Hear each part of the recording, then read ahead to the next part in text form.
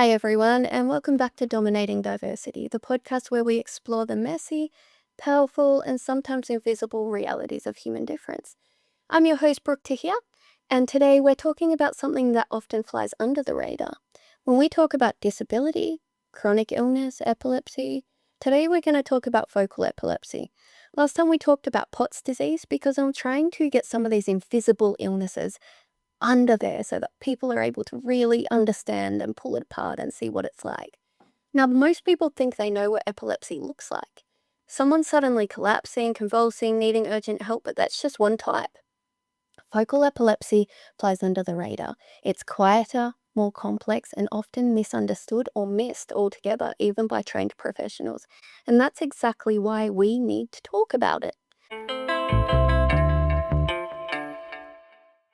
So, what is focal epilepsy? Let's break it down. Epilepsy is a neurological condition that causes unprovoked recurrent seizures. A seizure is basically an electrical storm in the brain, a burst of sudden, abnormal activity that affects how people move, feel, see, hear, think, or behave. In focal epilepsy, those seizures start with one specific part of the brain, hence focal. So it's really targeted to just one area. It might be the frontal lobe or the temporal lobe, instead of other types of seizures. They'll usually affect the whole brain. So this means that the symptoms can be extremely specific and varied, depending on the region it's affecting. For example, if a seizure starts in the temporal lobe, it might affect memory or emotions. If a seizure starts in the occipital lobe, it could trigger visual distortions. In the motor cortex, it might cause twitching or jerking in one limb. Focal seizures may or may not spread to other areas of the brain, but when they do, we can see that they become what we typically recognize as a tonic-clonic seizure.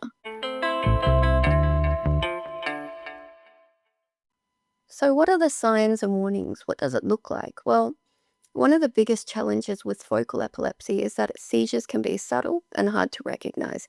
I fell under the radar for years before they realized that I was actually having seizures and that I had epilepsy from my brain tumor. Here are some of the warning signs and symptoms. Auras, a kind of early warning system. A person might experience strange smells, tastes, or a rising feeling in the stomach. It can feel like deja vu or fear without any cause. I smell things like a dirty nappy when my kids aren't in nappies anymore, or burnt toast. That's very common for people that are having auras. Staring or zoning out. This isn't daydreaming. The person may seem like they're not there for several seconds or minutes, and they might not respond when they're spoken to. Another one would be automaticism, so repetitive movements like lip smacking, blinking, fiddling with clothes, or walking aimlessly around. Back and forth in circles, the person may seem confused or robotic. Another one is speech disturbances. Someone might suddenly start slurring their words, start speaking nonsense, or go temporarily mute even. Memory blackouts. People often don't remember what just happened during or after the seizure. Some people do. Physical sensations like tingling in the limbs, changes in visions, or sudden emotional shifts like panic, rage, euphoria is very common. The key point, focal seizures can look like behavior issues, intoxication, zoning out, or anxiety attacks. Misunderstanding them can be extremely dangerous because while they're having that seizure, it's damaging the brain. Living with focal epilepsy means that I live with uncertainty. You don't always get warning, which is why I don't have a license. You might have to withdraw from busy environments. There's often stigma and shame attached to it, especially if the seizures are mistaken for drug use, um, uh, being drunken or attention seeking, or just weird behavior in general. For many, the condition comes with side effects from medication, fatigue, memory issues, and emotional strain, and it can definitely affect things like driving. Depending on laws, many can't drive until a seizure-free period sets in, so that's usually around 6 months after getting on a medication that works. Another thing it can affect is your employment. Concerns about discrimination or safety can definitely be barriers. And education, students may struggle with concentration or may be misunderstood as disruptive. But it's not just the seizures, it's the social reaction to them that's often the hardest thing. People with epilepsy are still subject to things like stigma, fear, and exclusion, even though 1 in 25 people will have a seizure at some point in their life.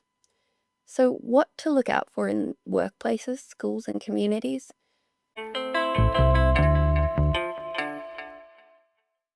How do we support someone with focal epilepsy? Firstly, observation. Know what subtle. Firstly, observation. Know what subtle seizures might look like zoning out, repetitive movements, confusion, nonsensical speech. I hope that made sense. Don't assume someone is ignoring you or misbehaving. And awareness. Understand that recovery takes time. After a seizure, a person may be confused, exhausted, or emotionally overwhelmed. And that can last hours, it could last days, it can even last months. Another one would be safety plans. So create epilepsy inclusive safety plans. Know if someone in your team, class, or community has epilepsy and what to do when that happens. Ask them what support they need during or after a seizure and follow their lead. Every person with epilepsy is different. Different types of epilepsy, different symptoms, different auras. So learn them and know them. Empathy is a huge thing. Don't panic. Just stay calm. Speak gently. Offer help without overwhelming them. Respect their privacy. Do not film seizures. Don't crowd the person. It's not only rude, but it's really not respectful of that person. And don't make it about you. It's not your crisis, it's theirs, and they're having a really hard time dealing with it. In schools, you could ensure individual education plans account for recovery periods, educate peers to prevent bullying or misunderstanding around epilepsy, allow flexibility for rest, breaks, and health appointments. And in workplaces, you could offer flexible scheduling and work from home options during flare ups. Um, don't penalize memory lapses or sensory overload. And check if lights, screen time, or high stress settings may be triggers for the person and adjust them. And if it's in public and communities, campaign for more inclusive signage, public seating, and seizure safe spaces. Include epilepsy in first aid training and disability inclusion policies. And remember, not all seizures are convulsive. So look for subtle signs and stay calm.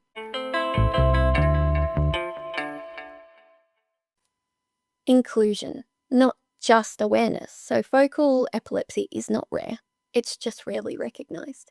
When we overlook invisible disabilities, we fail entire communities. If you work in a school, manage a team, or run public spaces, you have the power to normalize this conversation. So use inclusive language, accessible, neurodivergent friendly, seizure safe, for example. And include epilepsy in your diversity training. It's often misunderstood as a neurological condition as well, but it's also misunderstood as being a neurodivergency. So don't wait for someone to disclose. Assume someone in the room may need that awareness and support. So focal epilepsy isn't always dramatic, but it's always very, very real. It affects memory, energy, social interactions, confidence, and safety. And yet, with awareness and empathy, people with focal epilepsy can thrive at school, at work, and in every part of life. I know because I thrive myself. I love work, I love schooling, and I love my life. But of course, it can affect us in different ways. So, please keep that in mind and really do try and include it in inclusion training and first aid, because I've done so much first aid training. It's focal epilepsy is not included, and we need to do that. So thank you for joining me today on Dominating Diversity. And if this episode opened your eyes or touched your heart, please do share it. Let's spread awareness, not just for the loud differences, but the quiet ones too. Until next time, stay kind, stay curious, and keep dominating diversity.